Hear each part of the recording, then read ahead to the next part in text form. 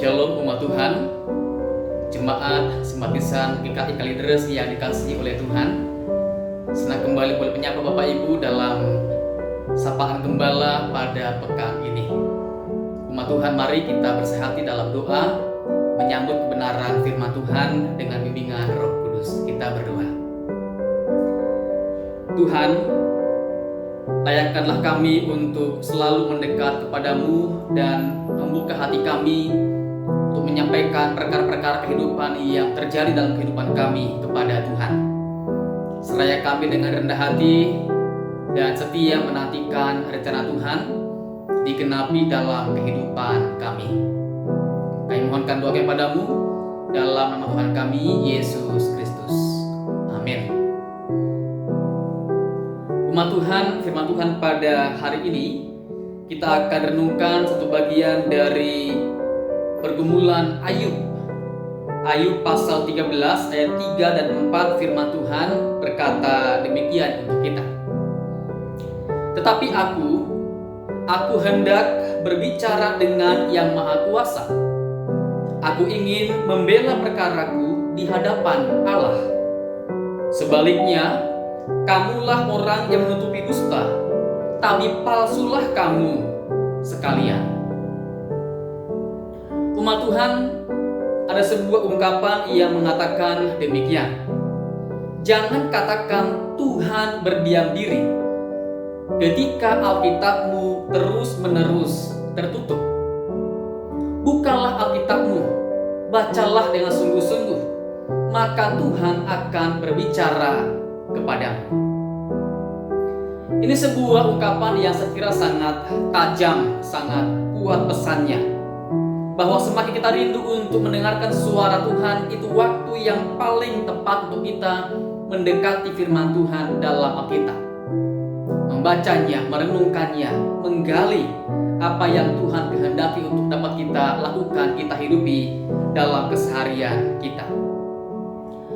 Umat Tuhan, Ayub dikala mendengarkan perkataan nasihat para sahabatnya, Ayub merasa sangat kecewa kepada mereka. Ia menyimpulkan bahwa para sahabatnya hanya bisa menekan dirinya, menyalahkan dirinya. Bahkan mereka mengembangkan sebuah paradigma tentang Allah yang suka menghukum, Allah yang suka mencari, membalaskan kesalahan kepada umatnya. Mereka menutupi sebuah pemahaman yang benar tentang Allah yang Maha Kasih, Allah yang Maha Baik, Allah yang Maha Pengampun. Saudara, dengan apa yang diungkapkan oleh Ayub ini kita semakin berhati-hati untuk menyampaikan pandangan, menyampaikan nasihat rohani kepada orang-orang lain, kepada mereka yang gagal, kepada mereka yang bersalah, agar mereka jangan semata-mata disurutkan dan mereka jangan semata-mata disalahkan dengan apa yang mereka lakukan. Bahkan jangan sampai kita mengembangkan sebuah paradigma tentang Allah yang hanya membalas, tentang Allah yang hanya menyalahkan orang-orang yang berdosa. Namun kita rindu agar orang-orang yang berdosa, orang-orang yang bersalah itu mereka dapat dibimbing dengan hati yang lemah lembut, bahkan mereka dapat menerima dengan terbuka sosok Allah yang penuh kasih, Allah yang Maha Baik. Saudara umat Tuhan, Ayub merasa kehidupannya sedang ada di titik yang paling rendah, titik nadir. Ia bahkan merasa kehidupannya tidak akan lama lagi. Maka ia ingin mendapatkan jawaban, keterangan dari Allah tentang mengapa semua ini terjadi. Apa dasarnya, apa alasannya, apa tujuannya Tuhan menginginkan semua yang terjadi dalam kehidupan Ayub. Ia yakin telah berusaha untuk hidup dengan benar, menjaga kehidupan yang kudus di hadapan Tuhan. Bahkan kehidupannya jauh dari apa yang dituduhkan oleh para sahabatnya tentang hal-hal yang buruk dalam kehidupan Ayub. Saudara umat Tuhan, kegigihan Ayub ini, kerinduan Ayub, rindu berat Ayub pada Tuhan ini merupakan perkara yang langka ditemukan dalam orang Kristen pada masa sekarang ini. Banyak orang Kristen lebih cenderung bergantung kepada manusia dan bukan kepada Allah. Mereka menuntut jawaban dari manusia. Mereka bersandar pada manusia. Mereka menuntut dikasih, ditolong, dilayani hanya oleh manusia. dan luput untuk datang pada Tuhan dengan keterbukaan yang sungguh-sungguh. Mereka takut membuka diri di hadapan Tuhan dan takut ditemukan sebagai orang yang berdosa, orang yang penuh dengan kemunafikan dan kegelapan karena kejahatan. Mereka kemudian memilih untuk menjauh dari Tuhan, meninggalkan doa-doa mereka, meninggalkan persekutuan dengan Tuhan, meninggalkan ibadah, pelayanan kepada Tuhan, dan mereka makin jauh terperosok dengan kehidupan yang sangat duniawi. Umat Tuhan, Pendeta Philip Yancey pernah mengungkapkan sebuah pandangan tentang hal berikut ini. Hubungan apapun melibatkan masa-masa dekat dan masa-masa jauh. Demikian pun dengan hubungan bersama dengan Tuhan. Ada masa-masa di mana bandul kehidupan kita bergoyang dari sebuah sisi ke sisi yang lain. Ada masa yang dekat, ada masa yang jauh, ada masa yang intim sekali dengan Tuhan, ada masa terasa jauh dalam relasi dengan Tuhan.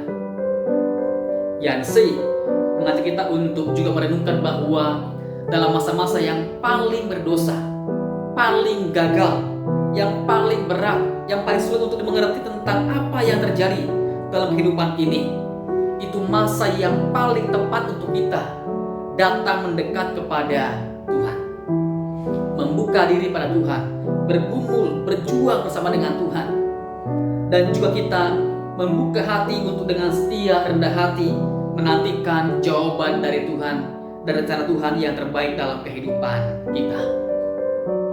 Umat Tuhan, ayat yang kita renungkan pada hari ini mengajak kita untuk bersikap terbuka di hadapan Tuhan. Terbuka, mendekat pada Tuhan, berperkara bersama-sama dengan Tuhan, dan dengan setia kita menantikan jawaban dari Tuhan. Yakinlah waktu Tuhan terbaik. Yakinlah kehendak Tuhan terbaik untuk kehidupan kita. Terakhir, saudara-saudara, ada sebuah ungkapan dari Shirley Kiger Connolly yang dalam bukunya yang berjudul I See God in the Simple Things. Aku melihat Allah dalam hal-hal yang kecil. Ia berkata tentang sebuah pemahaman yang sangat indah untuk kita renungkan pada saat ini. Ia bilang begini, Allah tidak pernah terlambat menawarkan pertolongannya untuk mengubah keadaan yang sulit menjadi baik. Ia punya banyak cara untuk menunjukkan bahwa kita dapat bertahan sekalipun dalam pencobaan-pencobaan yang berat dan sulit. Ia bekerja lewat firman-Nya, lewat roh-Nya, lewat orang-orang sekitar kita, bahkan lewat hal-hal yang sederhana dalam kehidupan kita. Lihatlah dengan mata iman, maka setiap peristiwa sesungguhnya menghantar kita lebih dekat kepada Tuhan.